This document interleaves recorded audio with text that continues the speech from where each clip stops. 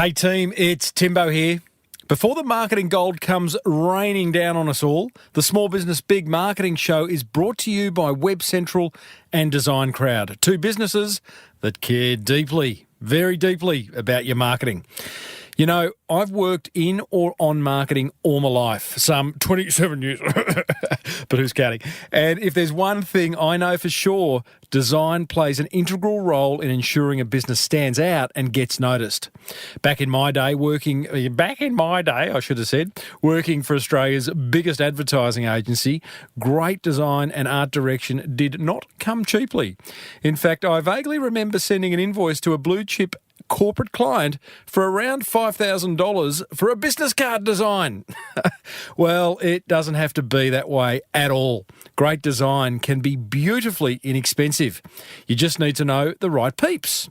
So, allow me to introduce you to Designcrowd, an insanely simple and cheap way to get anything designed. And I mean anything, from logos and business cards through to signage and tattoos. Yeah, tattoos. Head to designcrowd.com/Timbo and grab up to $100 off your first project. Hey, speaking of tattoos, how's your online footprint? How's that for a segue? Well, the reality is both are permanent, a tattoo and your online footprint. So you may as well make them good, real good. That's where WebCentral comes into play. You see, WebCentral are laser focused on getting all your online marketing sorted to the point that it grows your business. Imagine that. Online marketing that actually gets you customers and grows your business. They'll build you a highly effective website, update it with content each month, and then ensure it gets found on Google and via social media. They've got 3 exclusive listener packages waiting for you over at webcentral.com.au/Timbo. So I was at this awards ceremony the other night at which this fellow's apple cider business got a thunderous round of applause, much louder than some of the other businesses in the same room. So, being the curious fellow that I am, I had to find out why. Well, I said, welcome to a small business marketing show, where successful small business owners share their souls to take your marketing straight to the lead. Now, here's your host, Mr. Timbo Reid. And welcome back to another episode of Australia's #1 marketing show. I am your host, Timbo Reid. But you, so much more importantly, you're a motivated business owner, ready to crank out some great marketing to build that beautiful business of yours into the empire it deserves to be. And that is exactly what we do around here. It's pretty much all we do around here, really. Focus on getting your marketing to the point that it is amazing. Hey, if it's your first time here, welcome. Don't be scared. And if it's your 325th time here, which is the episode number, then love your work. Thank you. Hey, big show today. Sam Reid, no relation, joins us. He is the co-founder of Willie Smiths Apple Cider, a much loved, I should say, Tasmanian apple cider brand. And he's got some solid opinions and ideas around marketing, not only your own brand, but the industry in which you operate as well.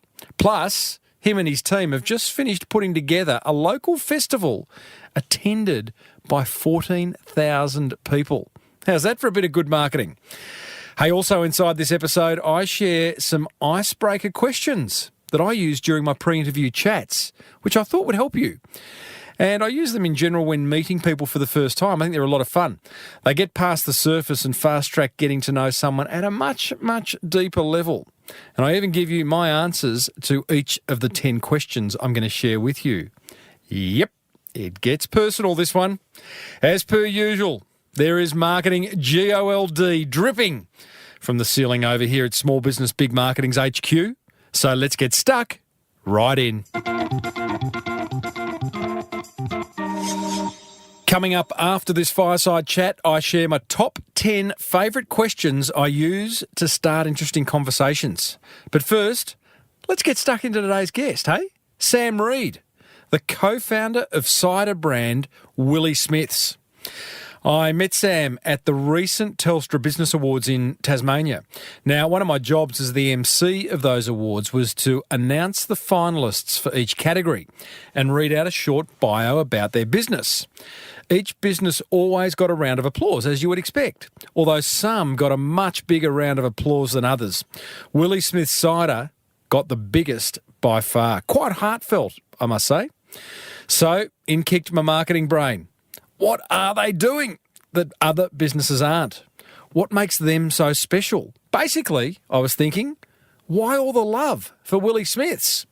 So at the end of the night, I suggested Sam come on the show and reveal his secret sauce. Hell yeah, was his measured response. So here's Sam Reid, co-founder of Willie Smiths Cider. And I started off by cutting to the chase, asking Sam, why is there so much love for Willie Smith? Well, Tim, first of all, I think we make alcohol, so that's a pretty good reason. I think people get excited about drinking great products. Exactly, but there's a lot of alcohol out there. There is, and we make alcohol out of apples as well. And being Tasmania and the Apple Isle, I think the apple industry is really, people have been impacted by the apple industry either directly or through their families. They've all been touched by it in some way. Mm-hmm. So that's another part of it. But I mean, I think the other thing is about what we bring to the community where we play. So the Apple Shed, we're about having a lot of fun. We recognise it is alcohol. People want to have a drink and want to have a good time and share a social occasion with people. So we have a lot of fun at the Apple Shed, which is our cellar door down in the Huon Valley. And we also, I guess the week before the event, we had 14,000 people at our Apple Shed over the course of the weekend for the third year of the Huon Valley Midwinter Festival. Which is, so we're going to get to all that, but I think the summary of that, Sam, is that there's a real fun element to this brand that embraces a number of things, not only a great product, but people and festivals and all those kind of things that bring it all together. Yeah. Yeah, absolutely. I mean, I think we've got to remind ourselves we're not curing cancer here. We're making alcohol, and people like to have fun and with that, and so we try and have fun. A social lubricant. That's exactly right. Actually, that's for all of us who aren't down there. Sam, explain the Willie Smiths brand. There's obviously two parts. There's the on-site experience, and then there's the product that we can buy when we're not on site. So maybe just give us the short version of both, will you? Yeah, sure. Well, Willie Smith is actually my business partner's great-grandfather. So he started farming in the Huon Valley in the 1800s, the first of the Smith family to start orcharding there. And Andrew is a fourth-generation orchardist in the Huon Valley. So it's a tip of the hat naming the product to him. It's an organic apple cider, which we make on the farm. Andrew grows all the apples on the family farm, and we make it there on the farm. Mm-hmm. It's a really unique and different style of cider than exists out there in the marketplace at the moment. Obviously, being organic is a key part of it, but we wanted to do something different. We wanted to be true to the organic nature of the apples. So we looked at a lot of styles from Northern Europe and settled on the kind of French farmhouse style that we wanted to kind of make in our own Australian or Tasmanian way, I suppose. So it's a cloudy product. It's got a little bit more body and substance to it than your normal cider. It finishes nice and dry, but we also give it a bit of a malolactic ferment, which is the old malolactic. Yeah, that's I have no right. idea what that is, but well, hey, if you had me at French farmhouse, by the way. Oh, sorry, I'm getting a bit too technical now. I know. I can't help it. I've told the story. That's all right, mate. I know how much you love it, so I'll just pull you back every now and then. Yeah, fair enough. So malolactic is ferment is a different style as well that the French ciders all naturally go through. It's what if you drink a Chardonnay, a wooded Chardonnay. They've all got that rounded buttery flavour to them. Oh, come on, don't give me the rounded buttery blackcurrant undertones and all that. Is that where this is going? Don't talk to me about blackcurrant. We're 100% apple, my friend. So, that's for those buttery imported undertones. Chinese concentrate guys. What do you think? Just digressing, because, you would know the guys from Vino Mofo who is that a yes or? I actually don't know them. I know You know of them, though. You know the brand. Yeah, exactly. That's quite interesting because those guys have taken the wine industry on head to head in the sense that they're like, they don't want to hear the buttery undertone kind of conversation. They just want to drink and enjoy wine. Are you on their side? Are you on the other side of like, let's have those kind of scientific discussions around cider? Oh, look, I think you've got to enjoy it, right? There's no doubt about that. And I think we start off with making a great product that we enjoy drinking and that we love. But obviously how you get there, you've got to get technical. Otherwise, you're going to just be hit and miss each time. So, yes, some people want to hear it. Most people probably don't. But you've got to do the background. Do you love it? Do you love getting in there and talking like that with your mates? Oh, I think not overly. I mean, I think Tim, our head cider maker, is much better at doing that than I am. Right. But I do like understanding the process, and I love going and finding out about new different types of ciders and what's driving what particular flavour profile and element there, because that's all exciting to me because it opens up new opportunities for new innovation, really. So, yeah, I mean, I do love to get into it, but I mean, not on an everyday basis, I guess, Not on interviews with marketing blokes. No, that's right, exactly. But I want you to know that we've gone in and made enough effort so that the outcome is a really great product. So you've got a great product, a variety of different ciders available at cellar door and nationally. Then you've got the on-site experience. So I head down to the cellar door in the beautiful Huon Valley outside of Hobart. What am I going to experience? Well, I mean, what you're going to experience, I think, is our brand. So it is a 1942 built apple packing shed.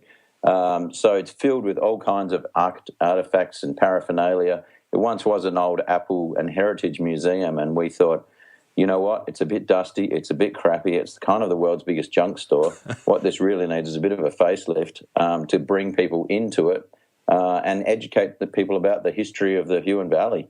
All the whilst promoting the great quality products and produce we have in the region and giving people a chance to try, our different styles of cider, because we understand we're on a journey to educate people. Cider is still only 3% of the total alcohol market in Australia versus beer, which is, 42%. Mate, that's such an opportunity, isn't it? Well, absolutely. All you need to do is make it taste more like beer and you'll be laughing. Well, why don't we just make apple beer? That's what we tell the Chinese tourists, since they don't know what cider is yet. But so yeah, no, you'll come in, you'll get to try it, you'll get to meet our amazing team. We've got a really strong set of values at Willie Smiths, and I guess a really engaged team is what's really built this brand. Well, can we talk about that, because that's critical, and I speak to a lot of business owners, big and small, who one of their major complaints, one of their major challenges is people, and we're a complicated bunch, us humans.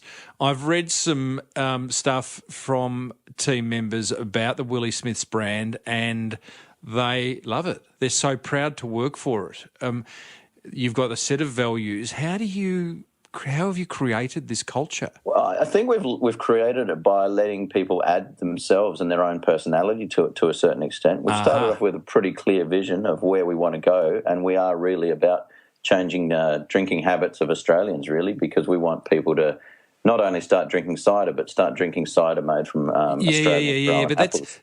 But come back. What you said earlier was very interesting. So you've said you've got your own set of values, but you let your individual staff members bring their own personality to it. That's interesting. How do you do that? Give me an example of someone on your team who does that brilliantly. Oh, well, I think, we basically celebrate each other's differences. We know that there's not always going to be one specific way of doing something. You could write procedure manuals for everything, but the reality is if you've got great people who are really passionate about what they do, letting them bring their own personality to solve a problem and do something the way they want to do it is actually really empowering for people. People enjoy that. They don't like necessarily having to follow rules and processes, I believe, that, they see as superfluous when they know they could probably do a better job doing it the way they want to do it. And more often than not, that is the case. And you've got to trust people when you're in small business, because if you try and micromanage everyone, you won't get anywhere, because there's too much stuff to do. I mean, we haven't got the time to try and do everyone else's jobs for them. You've really got to empower them to add value to you. I'll give you an example I'll give you an example of what I think you're talking about. I'd still like to hear an example from the Willie Smiths team. So I interviewed a fellow many years ago who was part responsible for bringing the Virgin Blue brand to Australia, right? And what he said was, first of all, he had no problems attracting people because it was a brand that people wanted to work for. It was a cool, youthful brand, a fun brand to be amongst. A second part of that was, for example, part of their Virgin Blue culture was to allow their staff to bring part of themselves to work, which kind of, like you can't turn yourself off when you go to work, can you? But he quoted the example of a cabin crew member who he just employed. She had to obviously adhere to all the Virgin Blue standards, but in her previous job, she was a face painter at kids' parties. So she was allowed carry her crayons and face paints, and when a kid was upset in flight, she was able to go and, settle him or her down, paint his face and give him a bit of that part of her that she loved doing. Yeah, is that what you're talking about? Yeah, I think it is. It's about finding creative solutions to help people be the best they can be. I suppose the best example that I can think of off the top of my head would be Juha Palanen. He was one of the original managers of the Apple Shed. The Apple Shed's grown out of control to a certain extent. This is your cellar door. This is our cellar door, yeah, absolutely. And it's grown out of control, and he's, wanted to take a step back a little bit. But we know but we obviously want to keep him there. So we've kept him there. And then, he's really, really passionate about his gardening and his garden. So we actually allow him to go and work in his garden. He's working, 4 days a week for us. So that in summer he can go and tend to his garden and grow his own berries and local produce, which we then purchase back from him at the Apple Shed and use. So it doesn't get much more local than that. Mate, that bloke is not going anywhere. You've got a staff member for life. Yeah, absolutely. I think so. And we're really lucky to be able to have someone who's that passionate and cares so much as well. And you show someone a bit of love and respect, and they'll give it back to you in spades. I'm convinced about that. Google do this. Google have each Friday.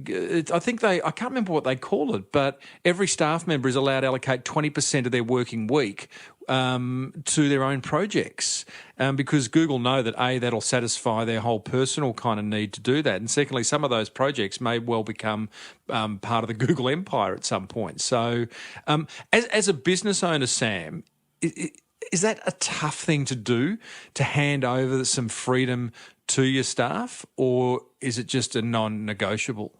It's a really interesting one. I think it hasn't been particularly tough because I think I've been really focused on wanting to continue new. What excites me is new things, Tim. I like creating new things, so and that's what excites me. And so the more I can hand to people and let other people own and give them the control and autonomy, the more it frees me up to go and do more interesting and creative things that excites me, such as developing the festival, which obviously is developed as we've gone along, or creating or getting this 16th century cognac still installed at the Apple Shed too. So see, I love this. See, they're two massive ideas. They sound massive. A festival and a cognac distillery. You, a business owner, have managed to, sounds like, get off the tools, stop working in the business in order to work on the business,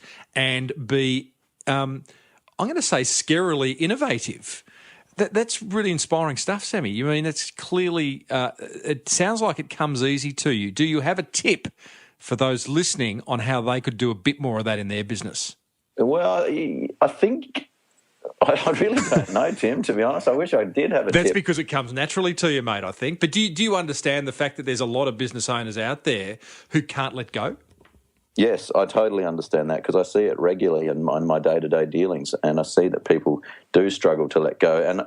And I look at it and I analyse it and I feel that a lot of it is about trust. And I just worry for those people because I don't think the business is giving them what they want. Mm-hmm. I think if they have an inherent distrust of people, then they're not going to be able to let go of anything, and then they're going to be constantly stuck on the tools. And if they can convince themselves to trust people and to trust that inherently, I believe humans are great and that are honest. And as the day is long, I mean, the society we live in would be very different if that wasn't the case. And so if you can convince yourself to trust and give a little bit more each time, you'll find that you get more and more rewarded, I believe, as you give a little bit more away and give a bit more ownership and autonomy to your team, because people want that. They want to feel like they can put their mark on things, I believe. They want to feel like they can own it and call it their own. Mate, that's marketing gold right there, buddy. I've heard you a quote of yours: "Customers don't interact with a brand; they interact with people." So you've you're living that, aren't you? It's like people buy from people, and that's coming from a product-based business. Often I hear that service-based business, but people are everything, right? People are everything. I mean, I think in the early days when I was pounding the streets with Willie Smiths, convinced it was the best product in the world, and I still am convinced about that. People would tell me a lot of the time that, they knew it was the greatest product, but people are buying you. 50% of you is what they're buying, as well as the product. So you can have the greatest product in the world, but if you're not getting the relationship right, the other 50% isn't going to happen, and you're not going to get that sale over the line. So I think that was a really good learning for me in my early days, pounding the street like that. It also gave me a lot more respect for the sales function, which I probably previously didn't have as much as I should have. Mm-hmm. And I really just believe that, in every transaction that the person comes into it. They have to come into it. Otherwise, you're basically dealing with a big corporate, and then it's it's not a fun transaction. Tell us about that lack of respect for the sales function. What was that lack of respect, and how did you overcome it? Well, by doing it, to be honest. I don't think you can actually really ever understand it. But the lack of respect probably came from my traditional marketing background, where, sales and marketing would always be not at war, but, like, oh, you guys should have done that. It's not working because you guys aren't doing this, or the other way around, you guys should have done that because that's not working. So, it just came from that adversarial, functional-based relationship that happens inside a corporate environment, really. It's ridiculous, isn't it? I mean, for sales and marketing not to be not one and the same. I would argue marketing's very good at generating inquiry and building brand and engagement. Sales is the conversion of that into a business. But is that how you see it? Oh, I think the whole business has to be one, really, to be honest, and the production has to be as equally lined up with sales and marketing, and if everyone's off doing their own thing and fulfilling their own functional needs, then how's that actually going to end up focusing on what the end customer or consumer wants, really, at the end of the day? So, how does it look like at Willie Smiths, Sam, and then in making sure everyone is on the same page? Is it an open plan office? Do you have a morning, catch up? What's the way of bringing it all on to the same page?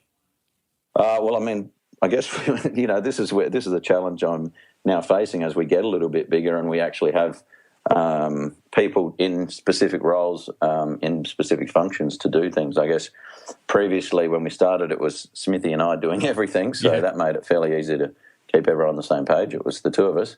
But as we've grown, it's just about building that sense of team and keeping everyone feeling like focused on what we're trying to achieve, I guess, as a business, I find is pretty important. Mm-hmm. But, working with people who value each other's experience and skill set and are happy to pick up the phone and have a chat to each other, because we actually are located, we've got a sales guy in Melbourne, a sales guy in Sydney.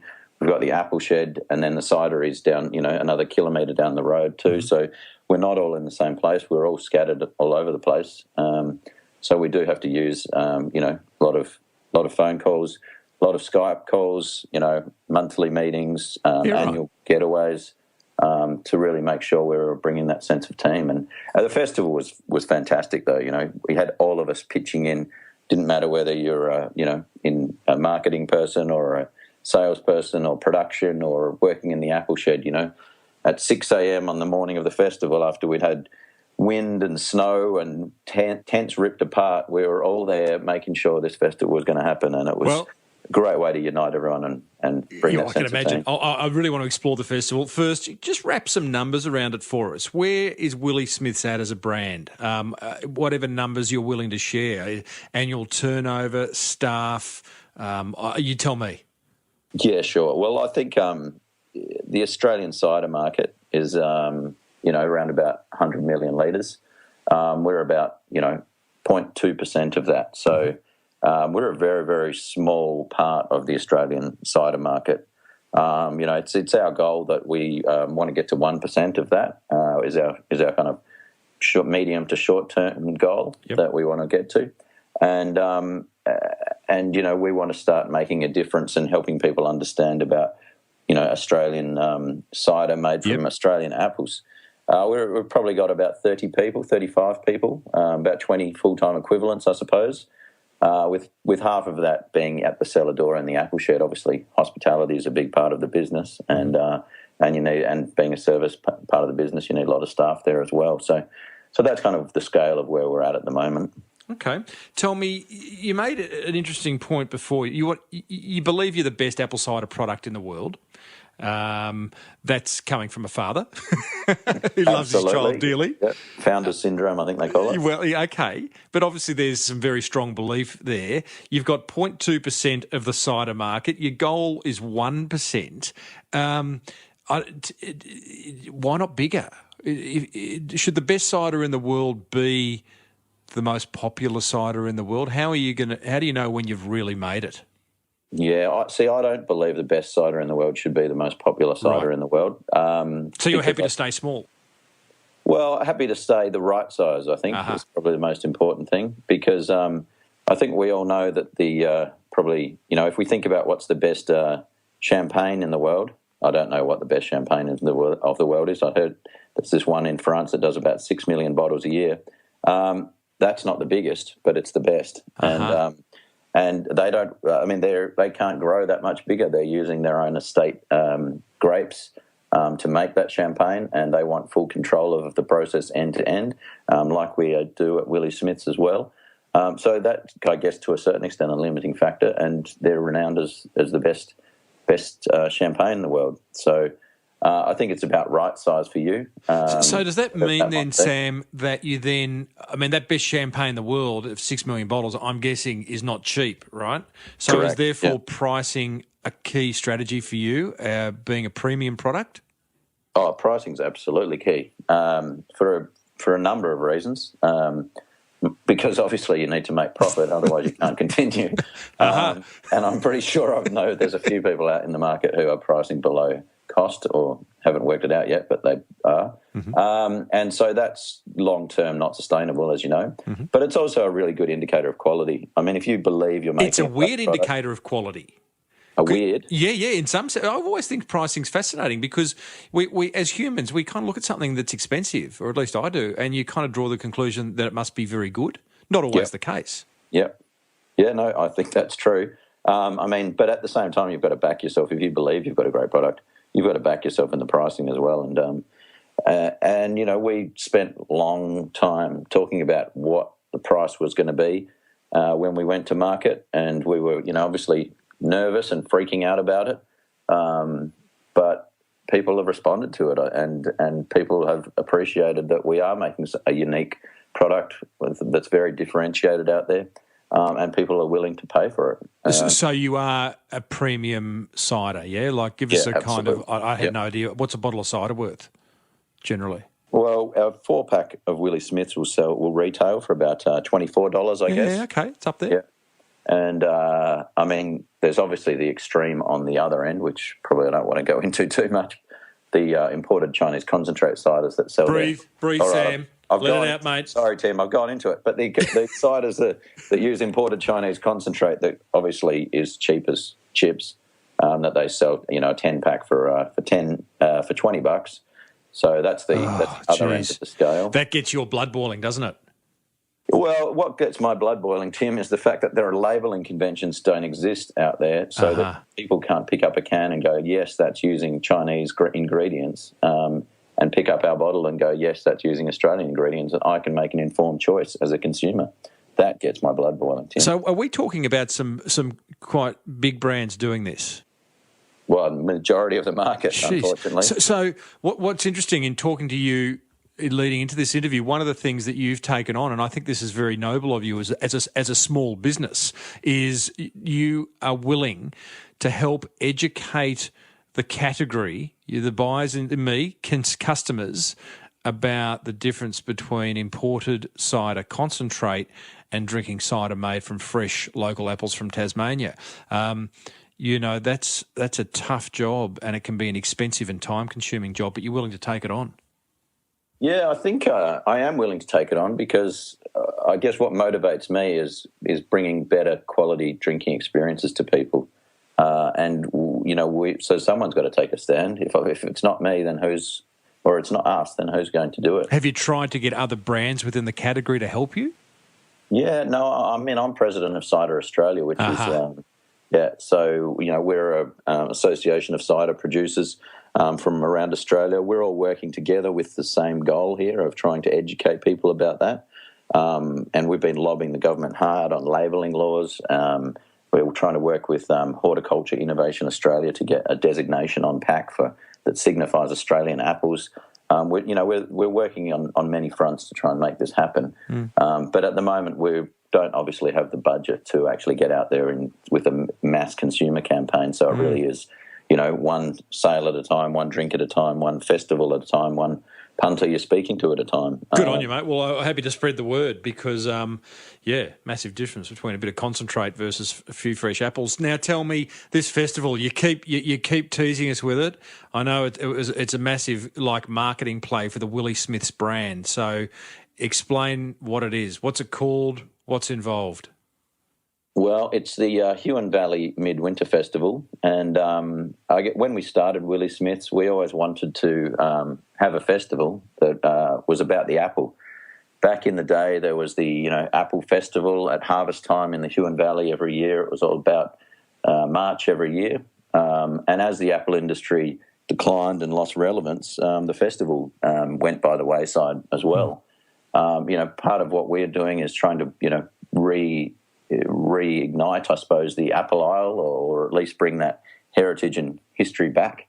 And so it was when I was travelling around France and the UK that I came across this ancient idea of wassailing, the old 12th Night Festival that they have every year in January. So just, midwinter, after the winter solstice, where they're, celebrating the shortest day of the year and saying it's time to wake up the apple trees. Nice. And scare away the evil spirits in the hope of a good harvest in the coming season. So it's an ancient pagan ritual or custom, and I thought, why can't we bring that into the Huon Valley? Because it really signifies what we're trying to do with this festival, which is wake up the Huon Valley during winter as well. And beautiful. Let the world know that the Huon Valley is open for business in winter as well.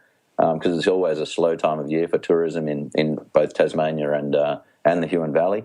So I thought it was a great analogy between waking up the apple trees and waking up the Huon Valley at the same time, and getting people out and about and as a community coming together during that cold time of year. So it's a great celebration of the apple, and that's central to it. But we involve a lot of other local businesses. I think we had about 25 other local beer, wine, and food producers at the festival as well, all showcasing the best of Huon Valley and Tasmanian produce. How do you pull something together like this, Sam? It's a big idea. I'm guessing it's on the grounds of Willie Smith.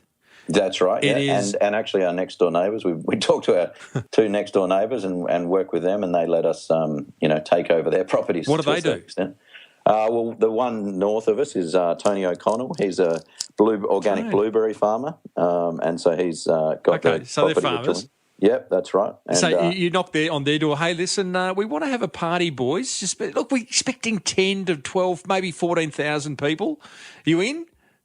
Yeah, it wasn't 10 or 12 in the first year, thankfully, because it's just grown actually exponentially. We really had no idea. It started off as a nice idea. I pitched it to Events Tasmania, which is a government body there, and they're in the process of trying to get Tasmania alive at winter from a tourism perspective with Dark Mofo as it is. So pitched it to them. They said, yeah, we'll chuck in a bit of money.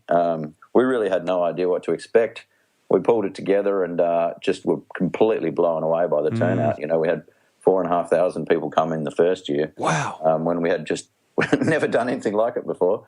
You know, we had pretty much had the highway shut down. There were cars parked all over the place, and we thought, we better get a bit serious now. Mate, this could be the next Glastonbury.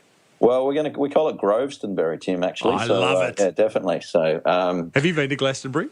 I haven't actually been. I've been very nearby. I went to a cider mill nearby while Glastonbury was on, but just couldn't quite get there. So my sons and I have a bit of it on the bucket list in the next few years to do Glastonbury. So, okay, let me know when you're going. I'll join you. So. Sure, mate. More the merrier, I reckon. Sure. You have to wear a kilt though. That's what we're gonna. It's going to be a kind of kilt thing. I've got a bit of Scottish in me. My last name's Reid as well. I've got some Scottish heritage in there. I can probably come at that. So tell me, at the heart of the Huon Valley Midwinter Festival is there is obviously music. Is that what it's kind of all about? Well, the heart is this wassail of the apple trees, actually, where we had, this year we had 65 Morris from around Australia and New Zealand, Morris dancers, leading us in a parade and procession. What's a Morris dancer? A Morris dancer is someone who... it's an ancient, I guess... it's a bit wacky. Say no more. You answered it by not answering it. I'm trying to think about how best to explain it. A bit wacky. They get dressed up, wear bells and tatters, and there you go.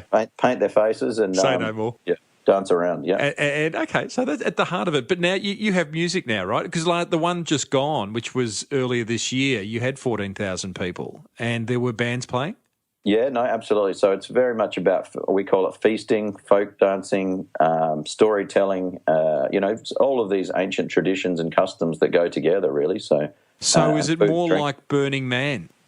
Well, on the Friday night, we did have a Burning Man this year. He was 10 metres high, and we call him the Big Willie. So we lit him with a flaming arrow. And this is, I guess, the bit that I mean, just let people come up with their own ideas and contribute their own thing. We've got a guy at the apple shed called Dan, and it turns out he made his own bows and arrows. Of course. He thought he could light this big 10-metre high Burning Man that would sit in the middle of the dam with a flaming arrow. So who are we to try and say no? So, not to Dan the man. That's a brilliant idea. Part of the festival now, so yeah. That is brilliant. Wow. Yeah. Sam, you must look at this. I mean, you're an ideas guy. You must look at this stuff. And was there a moment, let's say, at the festival just gone where you've looked back and gone, wow, look at this. This is cool.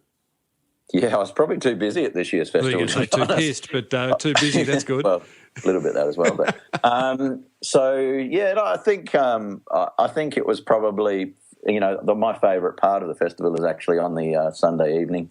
We get together at the end, everyone who's been there, the whole Willie team, have a few ciders and have a chat and just celebrate what an amazing event we've put on for people and what we've done for the Huon Valley. And that's probably, I think Cara, she talks about, it's just full-on love there, real love coming out amongst the team and just, really proud of, I guess, what we've achieved as a team and how much fun we've provided for people, I suppose. So yeah, there is that, and that is actually my favourite part of the festival and has been every year. So the debrief. Tell me, it sounds kind of a ridiculous question because there's a whole lot more to business than just the hard numbers, but that festival's done a lot for the Huon Valley. It's done a lot for the businesses around the Huon Valley. There's 14,000, I'm guessing, locals and interstate people come and had a ball. What did it directly do for the Willie Smiths cider brand? Yeah, I think what it does for us, in year one, probably gave us a bit of credibility and said, okay, these guys are serious. Look at what they've achieved. Look at what they can do. It doesn't directly do, I'd say, though, anything. What it indirectly does, though, is lodge in people's heads an amazing experience that they will draw upon and talk about for at least the next year. The amazing time they've shared with friends. I mean, we make this festival quirky. You see stuff there that you won't see anywhere else. Well, big 10-foot Willie with the Willie. Well, that's right, big Willie. You don't see the big 10-metre Burning Man every day. So we've tried to make it as quirky and unique and interesting and fun as we possibly can because we know that, I believe traditional advertising is dead. I believe that you've got to give people great experiences to remember your brand by. There's so much competition for space of share of mind and share of memory. that you've got to do something big if you want to be memorable, and we're all about trying to be memorable. So I think there's that, year of memorability that people can look back on. Not everyone, probably some people don't remember exactly what happened, but but most people remember having a great time with friends, and probably one of the best events of the year that they've got, and it's something they really look forward to again for the next year. And I think that sets us up as a brand really well. The festival doesn't make us any money, but what it does is just say, wow, these guys are great. They've put on a great time. I'm willing to kind of invest in them because they've invested in the Valley. They've invested in putting something great on for us. And we appreciate that. Okay, interesting, and I totally agree with you. Traditional advertising, I'm not sure if it's dead, but it's certainly there's some other options that are available to business owners, large and small, that allow us to kind of not have to spend a whole lot of dough on back page ads or 30-second TV ads, which is a wonderful thing for all businesses, I believe. However, let's talk about just finishing that marketing discussion. You do these festivals, you've got a great brand locally, and as I said at the start, you got a rousing applause at the Telstra Business Award the other week. But I'm a buyer. Let's do a bit of a role play here, Sam. I'm a buyer in New South Wales, so 2 states away for overseas listeners, who is responsible for stocking ciders in bottle shops up and down the New South Wales and Queensland coast, right? Yeah. I don't really care about your festival. You haven't got the budget. Willie Smiths haven't got the budget to advertise, so I haven't had a lot to do with your brand. How do you get him or her across the line? Oh, I think the proof really is in the pudding. Or the cider. For buyers, they'll see what's selling and what isn't selling in the stores. They can see that. But you've got to get it in the store. You've got to get it in the store, absolutely. And I think you've got to choose the right time to go with big buyers and be in those big stores, because it's, putting a product on shelf that isn't going to sell isn't going to work for anyone. It doesn't matter what size advertising budget you've got.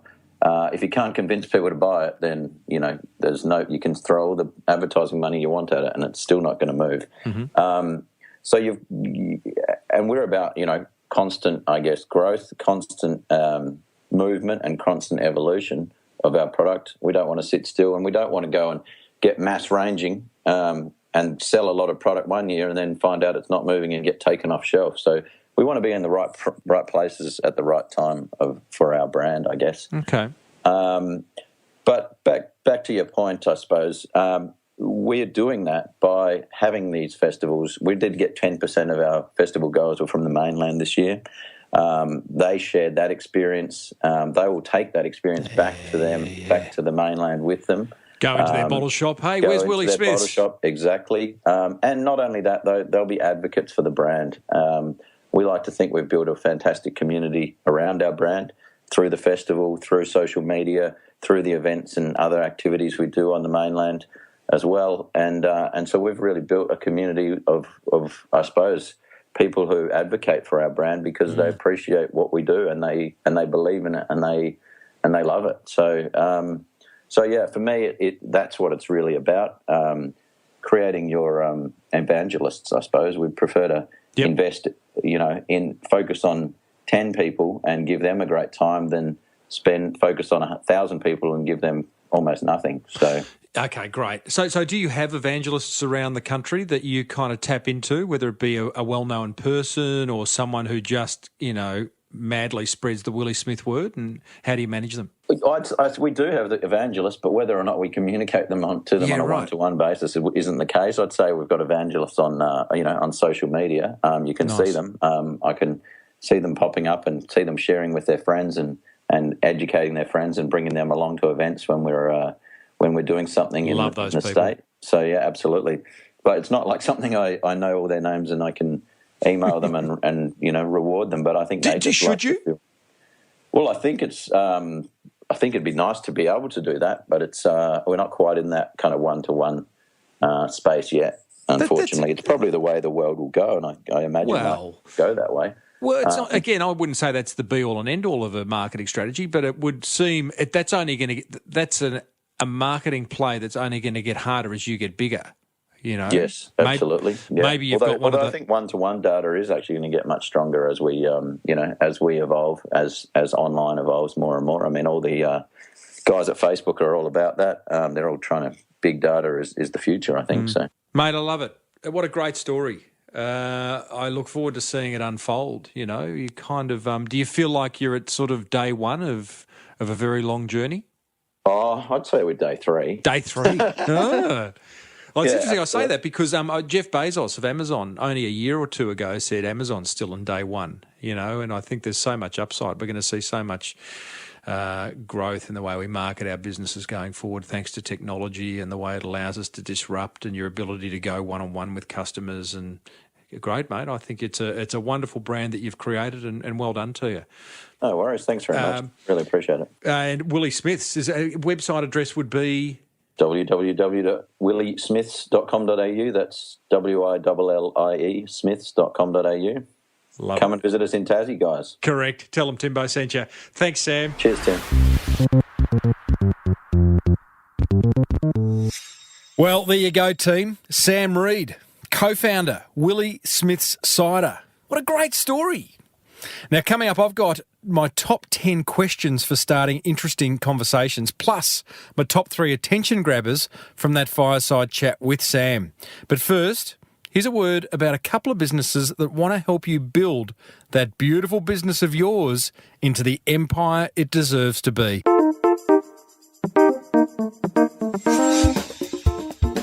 Support for this show comes from WebCentral, who love building small businesses' websites that not only look great, but get you more customers. I asked Verity Ma, their Chief Marketing Officer, to share her top 3 business website must-haves that are simply non-negotiable. The 3 must-haves for an effective website, I think, starts with a clear call to action. So when you get a visitor to that website, what do you want them to do? Also, the website needs to be mobile friendly because there's a huge growth in the number of visitors coming from their mobile, searching while they're out and about. And then finally, a professional design that reflects your brand. Because if you think about it, the first time that a potential client or customer interacts with your brand is on your website, they're going to have an immediate view of what your website does and whether you're trustworthy. WebCentral, helping you build trust online fast. Check out webcentral.com.au/Timbo for exclusive listener offers. The Small Business Big Marketing Show is also grateful for the support of Aussie-owned business Designcrowd.com, the world's #1 custom design marketplace where it's beautifully simple and cheap. I love cheap. To get a design you love, guaranteed.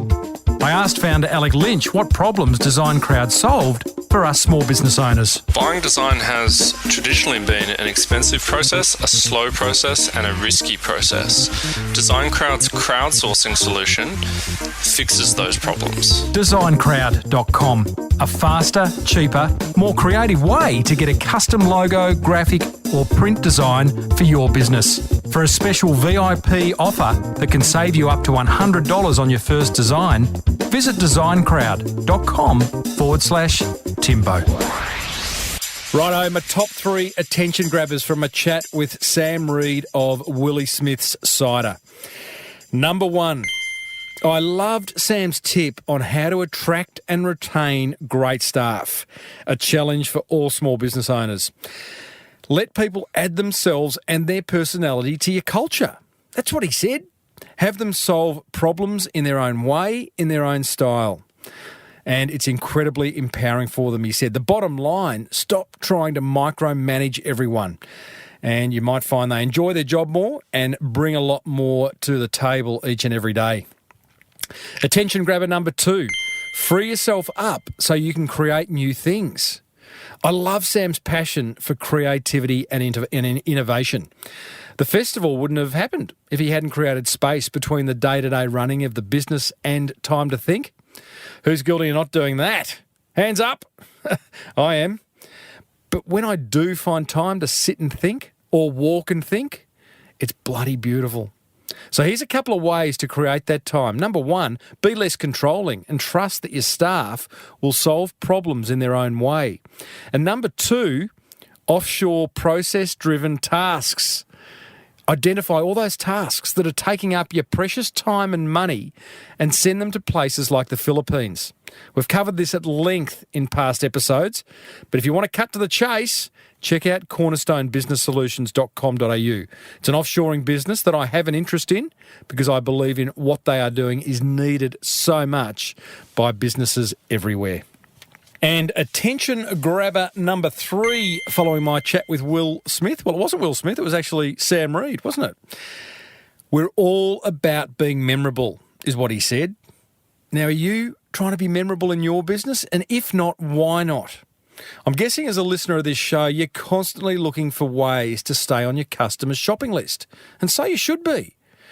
Whether it be through offering an amazing customer experience, like past guest Joshua Nichols of Platinum Electrics, or breaking Guinness Book of World Records, like past guest Arthur Greeno of Chick-fil-A, or creating amazing stories that emotionally engage your customers, like Dave Munson's doing from Saddleback Leather. There's no shortage of ways of being memorable.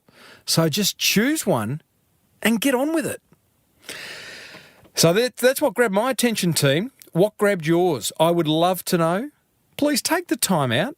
Hit pause right now. Head over to smallbusinessbigmarketing.com/325 and leave a comment in the blog post for this episode.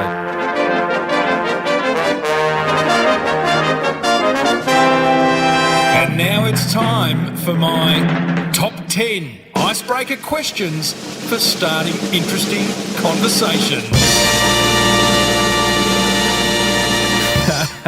Love a big opening. Now, these are questions that get past the surface and help you to get to really know someone at a much deeper level than if you were to simply talk about the weather or what they did on the weekend. That's boring. So you can use them to start a conversation with a prospect, a new client, a new employee, a new supplier. Maybe even use them to start conversations with your business partner or existing staff members. You know, you'll often hear me ask an unexpected question at the top of an interview, and I do this to settle my guest and create a smile up front right off the bat. And it always leads, without fail, to a much easier, comfortable, enjoyable conversation and interview. So, here's my top 10 favourite questions. I'm sure there are many more, and I've actually created a blog post where I'm going to get you to add your own to it. I'll share that link at the end of this. Righto, number 1. What's the best job you've ever had? Well, I can tell you mine was a porter at a 5-star hotel in Cairns. Opening doors, organising day trips for guests, carrying luggage into their room. I loved it. And every now and then I got to work behind the pool bar, which I loved even more. In fact, one day, between you and I got to serve a penthouse pet. Oh, yes. Hello, Timbo. That is a story for another day, though. My next favourite question, these are not in order, but question number 2, what's on your bucket list? I've got a few things on mine. I don't have a formal bucket list, but I want to go to Glastonbury with my kids, that wonderful rock festival in Scotland they have each year. I want to live in Italy for 6 months each year with my beautiful wife. And I want to learn to play guitar. Oh, I'd love to be just like really proficient. Is that the word? In any musical instrument, really, but in particular acoustic guitar. Number 3, what's one habit you're trying to get rid of? Well, between you and I, nail biting is mine. I'm a shocking nail biter. It's a disgusting habit, I know. But it's just one that I can't seem to kick. I can be a little bit of an anxious person. I think maybe that's got a little bit to do with it. Don't know. I've heard things like dip your fingers in the toilet bowl, then you'll never put them in your mouth again. Quite like that. Might try it. Oh, boy. Told you this would get personal. Question number 4. Who is your hero? Well, my cliche answer to that is my wife. She is my rock, and she's everything I'm not really. Thank God for her. I love Jamie Oliver. Bit of a bromance going on with Jamie Oliver. He doesn't know it. It's a one-way street, but that's okay. And between you and I've always wanted to be a rock star. Michael Stipe and Michael Hutchence. So Michael Stipe from R.E.M., Michael Hutchence from INXS, the late Michael Hutchence. Always wanted to be both those guys. Slink around the stage, sing anthem-esque songs. Oh, I'd love it. Number 5, in terms of value for money, what's the best product you've ever bought? Well, one of those head massages for me. You know those ones that are sort of like the wiry little prongs that you just kind of push up and down on your head? That sounds wrong, but you know what I mean. Question 6, what's the biggest animal you could knock out with one punch? Oh, this is an old favourite of mine. You would have heard a number of interviews I've done start with this. For me, having worked on a sheep farm for a few months in my early 20s, I'm going to say sheep. Yeah, I reckon I could take a sheep out, no worries. Just one good uppercut. Hello to all you vegetarians and animal lovers. I love animals. Got a dog, Mr. Charlie Bucket. I love him. Question number 7. If you were to die tomorrow, what little thing would you regret not doing? Well, for me to be telling those who are close to me just how much I love them or respect them. I don't think we do that enough, and it's a beautiful thing. I tell my kids I love them all the time. They go, oh, yeah, whatever, Dad. Next. Bit harsh, but fair, I suppose. Icebreaker question number 8. What freaks you out? For me, it's heights. Like, sometimes I'm okay with heights, but when I'm confronted with serious heights, I freak out a little bit. You've seen those extreme videos on YouTube where the guys, I think they're generally from like Russia, they climb like massive skyscrapers and stand on the top of the antenna of an incredibly tall building or crane or whatever. I'll put one in the blog post for these questions over at smallbusinessbigmarketing.com/325. You'll see what I mean. I actually can't watch those videos till the end. Hey, you're getting to know me, aren't you? Hey. Icebreaker question number 9. What did you want to be when you grew up? For me, it was a cameraman. I wanted to be a cameraman at a TV station. One of our great family friends was a very famous newsreader in Australia, and I used to go in and watch him read the news, and I don't know, I always wanted to be the cameraman. And number 10, what is something you hate doing? Well, for me, it's unpacking the dishwasher. I don't mind stacking the dishwasher. In fact, I love stacking the dishwasher. I don't think anyone stacks the dishwasher better than me, right? But unpacking it, I'm not such a fan of. So there you go. 10 icebreaker questions to get interesting conversations started. We all oh, get it out, Tim. But we all want to have an interesting conversation, right? And I want to know, what would you add to that list? You know, I've gone and put these 10 questions into a blog post over at smallbusinessbigmarketing.com/icebreakers. And in the comments section, you can add your own question or 2 or 3. I'd love to see them. So head over and add your question in the comments section right now. Well, that almost wraps up another episode of the Small Business Big Marketing Show. Got a great interview for you next week. We meet a podiatrist who was run off his feet. See what I did there? Run off his feet, podiatrist. Hashtag dad joke. He was booked 4 months in advance and seeing patients at midnight. He's now completely turned his business around. It's making more money than ever, and he had to cancel a round of golf for the interview. Hey? Shows you what kind of a life he's living now. If you love this show, then go and pay it forward by letting another business owner know about it. One who could do with a bit of marketing love, because there's plenty more where this came from. You know, I chat with all sorts of incredible business owners on this show who reveal some amazing marketing insights that have helped them build a business they love. From celebrity personal trainer Michelle Bridges to the creator of the world's most viral marketing videos to past getaway host and now social media entrepreneur Jules Lund. Here he is sharing his obsession with social media. I'm obsessive, so if I'm going to go onto Instagram, I see that I'm sort of either full on or full off. Mm-hmm. And funnily enough, social media takes me away from family time. Yeah. And here we go. Yeah. We're back to the... We are, the $1 million question. But, and those years that I built the Fifi and Jules social accounts came at a cost of my family, you know. Wow, it's a big call. Yeah, you know, it does. It really does. And I think... This might be further fuel for my fire. What do you mean came at the cost of your family? Like the amount of time that you were distracted by peering into that screen trying to build traction with... chasing the dragon. Hey? Trying to get that organic reach. I think that's a kind of comment about heroin. Not, it is.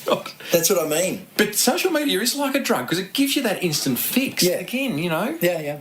Back on my soapbox. No, but it definitely does. And look, you know, there would be surveys around the world that would demonstrate that it is an addiction. And that's why with Snapchat's going to be monstrous this year. And you know, that bloody social media. You can hear my full interview with Julesy, plus hundreds more over at smallbusinessbigmarketing.com, or you can subscribe free on iTunes, and I would love you to do that. Then you'll never miss another episode. It will go directly to your device, your smart device. Be sure to check out designcrowd.com/Timbo. They're an ideal way to get any marketing materials designed for that beautiful business of yours. Plus, there's an exclusive listener offer waiting for you. Speaking of ideal, visit webcentral.com.au/Timbo if you'd like a custom-built website and one that gets managed for you on a monthly basis. Got to love that. Or maybe you just like your current one brought into the 21st century. webcentral.com.au/Timbo. Until next week, I'm Timbo Reid. Thanks a million for listening to the Small Business Big Marketing Show. May your marketing be the best marketing. Bye for now.